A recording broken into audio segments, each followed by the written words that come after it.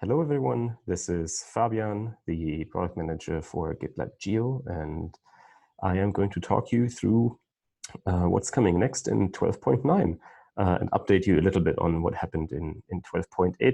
I'll just walk you through the individual epics. You can always also check out the Geo roadmap here, but move through a little bit more in detail. So as we spoke about last time, we are quite active at the moment trying to bring Geo to .com. We believe in dog fooding, and this is one of the important areas that we focus on right now to test Geo at the largest scale possible. At the moment, we are working on getting Geo on staging. In 12.8, we've actually enabled GitLab Geo on staging via a node, but we still have to improve the monitoring and updating. So this is some work that we hope to finish in 12.8, but it is a little bit more challenging. So those items are rolling over from 12.8 into 12.9. This is already worked on right now, but they will be part of the 12.9 release because we believe that we should finish this. Yeah, this is the same page. Then you probably heard me talk about the scalable self-service Geo replication framework before. So we are trying to make Geo more efficient to use for developers with the end goal of actually having all features ship with Geo support out of the box. And we've been quite busy working on this in 12.8. We've merged the first large piece of work here for package file verification and replication. And so this spike was tackled in 12.8 and got merged. We had some ambition to actually finish a few more items here, but this is also going to roll over. But we believe that in 12.9, the initial implementation for package file replication will be finished. And that's the main ambition here. We'll also actually have a workshop at the Contribute conference where we are going to introduce this to the wider developer community to allow other folks in the community to actually add Geo support to their features. We are also not only looking at replication, we are also looking at verification. We believe that if we replicate something, it's worth verifying. And so this is sort of the follow-on from the work that we started. You can see there's quite a bit still outstanding. In 12.9, we'll make further inroads in actually ensuring checksums are tracked correctly for package files. And that will have knock-on effects and a positive impact on any other data type that we're going to implement in the future.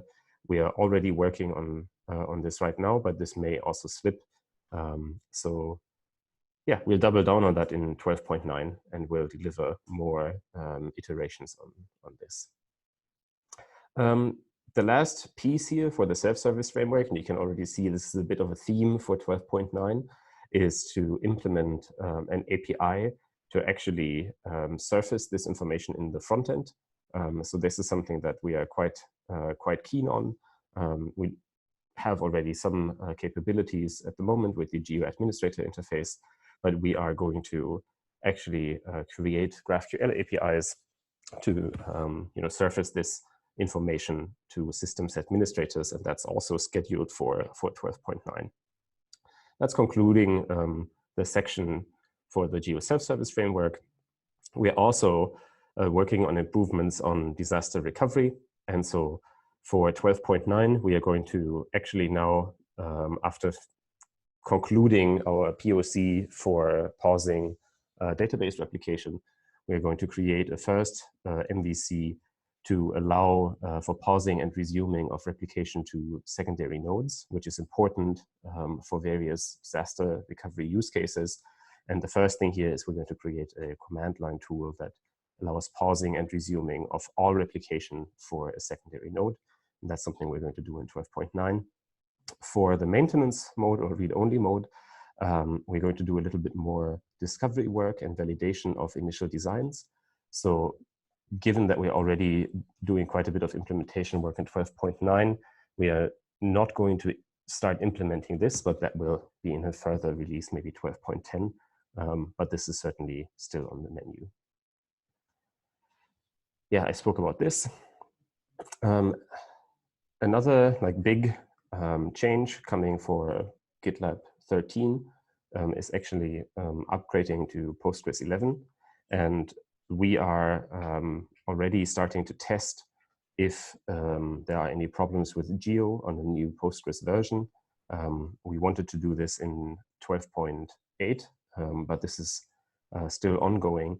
So in 12.9, we're going to deliver and conclude the Geo installation for Postgres 11 and the upgrade procedure, because that's important to give reassurance that if you upgrade to a newer Postgres version, that it continues to work with Geo. And then lastly, we're going to work on a first iteration on a selective sync improvement, where we are going to proxy back traffic to a primary if the projects are actually not replicated to a secondary. That's a user experience improvement. Rather than providing an error message that the data is not available, we will transparently proxy. And for 12.9, we're going to focus on the first iteration here, which is to perform this via HTTP. And then in the following one, we're going to focus on SSH. So you can see for 12.9, it is a continuation effort of what we did before, plus a couple of interesting new features that we are delivering in 12.9. On the problem validation and solution validation phase, as I said, we spend a little bit more time on maintenance mode. We're also going to conduct more interviews with systems administrators today or this month to actually validate some of the assumptions, and then in another iteration actually start redesigning the user interface for Geo. So yeah, if we have some time, we probably also will do a little bit of initial work on installation. We'll see how that goes. And that's everything we have for Geo right now. So thanks for listening. We're excited for 12.9. And yeah, if you have any questions, please feel free to reach out. Thank you.